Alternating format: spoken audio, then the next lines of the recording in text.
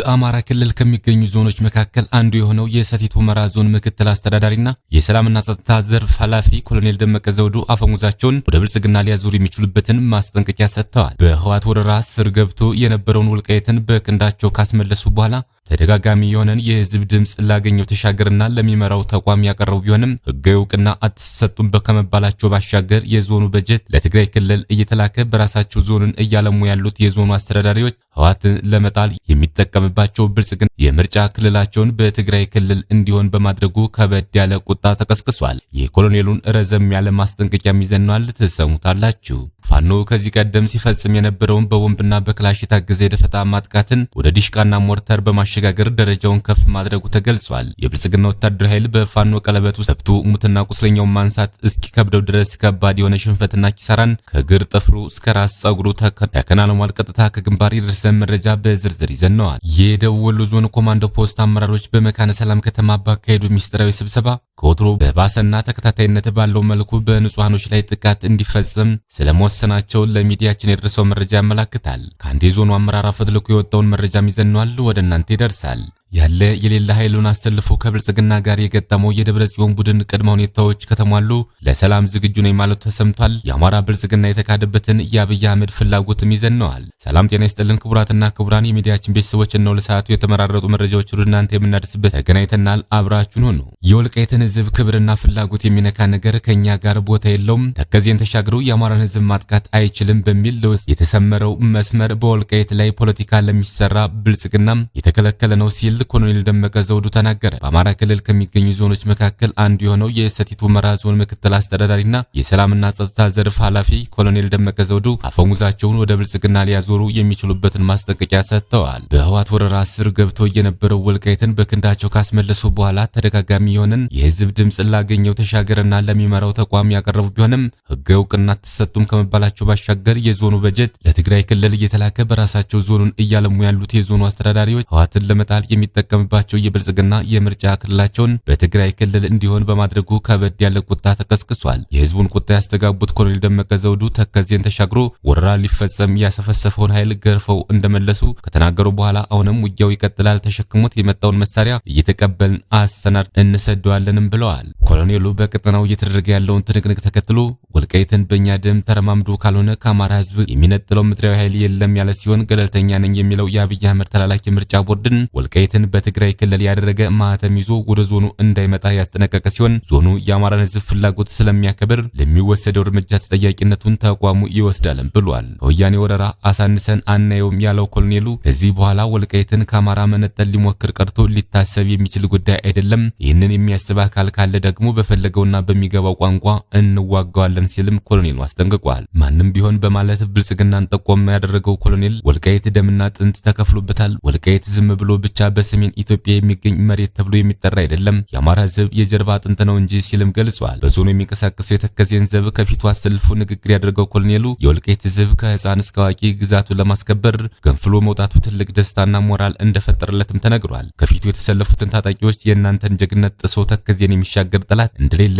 አውቃለሁ፣ አሁንም በርቱ፣ ጠላትን እንዳመጣጡ ዋጋውን ስጡት ሲልም አበረታቷል። ይህ በእንዲህ እንዳለ ምርጫ ቦርድ በመቃወም ከሰሞኑ በሁመራ ከተማ ህዝባዊ ሰልፍ እንደሚኖር ተገልጿል። ፋኖ ከዚህ ቀደም ሲፈጽም የነበረውን በቦምብና በክላሽ የታገዘ የደፈጣ ማጥቃትና ወደ ዲሽቃ ሞርተር በማሸጋገር ደረጃው ከፍ ማድረጉ ተገለጸ። የጠላትን ብልጽግና ወታደራዊ ኃይል በፋኖ ቀለበት ውስጥ ገብቶ ሙትና ቁስለኛውን ማንሳት እስኪከብደው ድረስ ከባድ የሆነ ሽንፈትና ኪሳራን ከእግር ጥፍሩ እስከ ራስ ጸጉሩ ተከናንቧል። በአማራ ፋኖ ብሔራዊ ንቅናቄ ምስራቅ አማራ ቀጠና ሚኒሊክ ዕዝ የደጋው መብረቅ ኮር ስር ከደጀን ክፍለ ጦር የተወጣጡ የፋኖ አባላት ከኮሩ አብሬዎች በመጣመር በከባድና በቡድን መሳሪያ ታገዘው በፈጸሙት ጥቃት የጠላትን አከርካሪ በመስበር ታላቅ ድል ማስመዝገባቸውን የምስራቅ አማራ ቀጠና ዘጋቢዎች ለማረጋገጥ ችለዋል። ደፈጣ ጥቃቱ የተፈጸመው ትናንት ጥር 22 2018 ዓ.ም ሲሆን የፋኖ አባላቱ የጠላት ኃይልን ወደ ነጻ ቀጠና አስበው በማስገባት ነው ጥቃቱን የፈጸሙት። መነሻቸውን ቁልፍ ወታደራዊ ጠቀሜታ ካላት ከጋሸና ከተማ ያደረጉት የጠላት ብልጽግና ወታደሮች ከጋሸና ወልዲያ የሚወስደውን የፌዴራል መስመር ይዘው በመጓዝ ላይ እንዳሉ የጋዞ ወረዳ መቀመጫ ከሆነችው ስታይሽ ከተማ ዙሪያ ሲደርሱ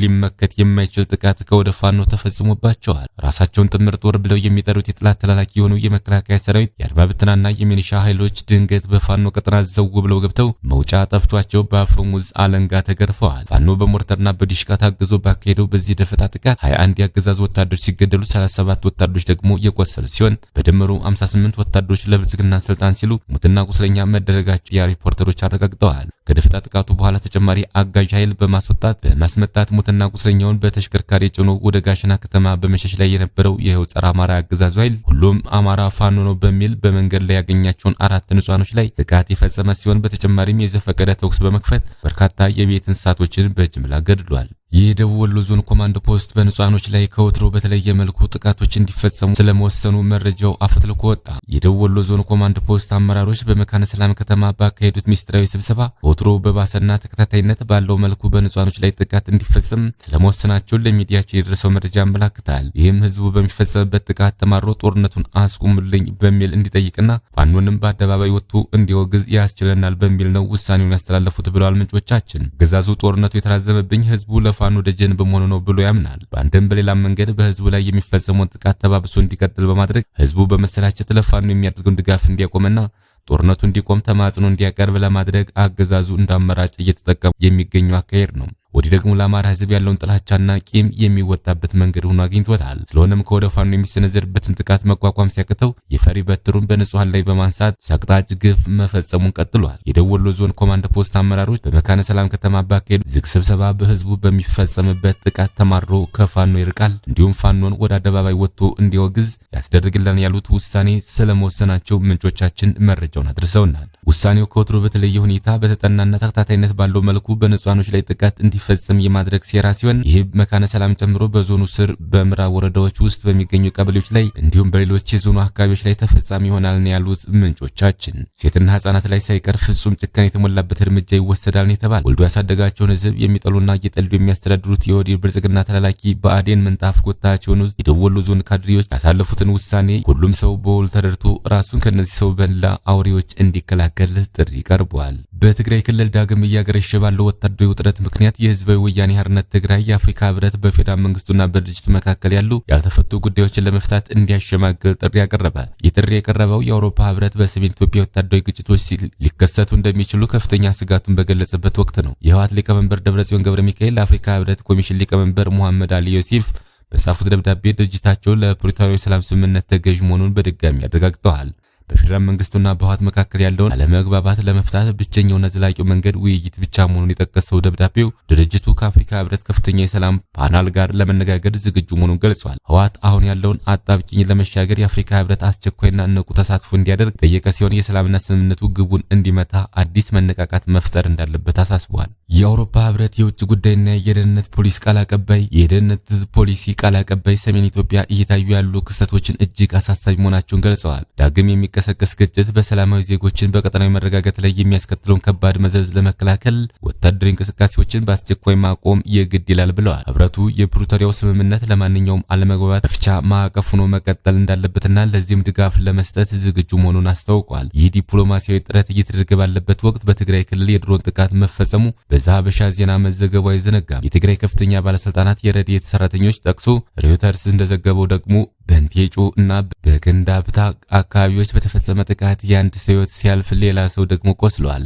የክልሉ ባለስልጣናት ጥቃቱ የተፈጸመው በፌዴራል መከላከያ ሰራዊት መሆኑን ቢገልጹም ለዚህ የሚያበቃ ማስረጃ ግን እስካሁን አልቀረበም ሲል ሮይተርስ ዘግቧል። የህወሓት ልሳን የሆነው ድምፀ ወያኔ በበኩሉ የምግብ ቁሳቁስ ጭነው ሲጓዙ በድሮን ጥቃት ጉዳት ደርሶባቸዋል ያላቸውን የሁለት አይሱዝ መኪናዎችን ምስል በማህበራዊ ሚዲያ አጋርቷል። እነዚህ ክስተቶች በፌዴራል መንግስቱና በትግራይ ኃይሎች መካከል ያለው ግንኙነት በድጋሚ ወደ አደገኛ ምዕራፍ እየተሸጋገረ መሆኑን አመላካች ናቸው ተብሏል። በመጨረሻም የደቡብ አፍሪካ መንግስት እስራኤላውያን ዲፕሎማት አሪኤል ሰይዳማንን በሀገሪቱ የማይፈለጉ ሰው በማለት ማባረሩን ተከትሎ በፕሪቶሪያውና በቴል አቪቭ መካከል ያለው ግንኙነት ወደ ከፋ ደረጃ መሸጋገሩ ተዘገበ። ይህንን ውሳኔ ተከትሎ እስራኤልን በሀገሩ የሚገኘው የደቡብ አፍሪካ ዲፕሎማት ሾን ኤድዋርድ ባይንቬልተን በማባረር የአጸፋ እርምጃ ወስዳለች። የደቡብ አፍሪካ የዓለም አቀፍ ግንኙነትና ትብብር ሚኒስተር ቃል አቀባይ ክሪስፒን ፌሪ እንደገለጹት ውሳኔው በድንገት የተወሰደ ሳይሆን እስራኤል ለወራት ስትፈጽማቸው የቆየቻቸው የንቀት ተግባራት ውጤት ነው። ቃል አቀባዩ የእስራኤል ኤምባሲ ማህበራዊ ሚዲያን በመጠቀም የደቡብ አፍሪካን መንግስት ሲያጥላላና ሉዓላዊነቷን ሲጋፋ ቆይቷል ሲሉ ከሰዋል። በተለይም የእስራኤል ባለስልጣናት የደቡብ አፍሪካን ፕሬዝዳንት ሲሪል ራማፎሳን በማህበራዊ ሚዲያ መስደባቸውና ያለ ሚኒስተሩ እውቅና በሀገሪቱ ውስጥ መንቀሳቀሳቸው ለውሳኔው መነሻ መሆኑ ተገልጿል።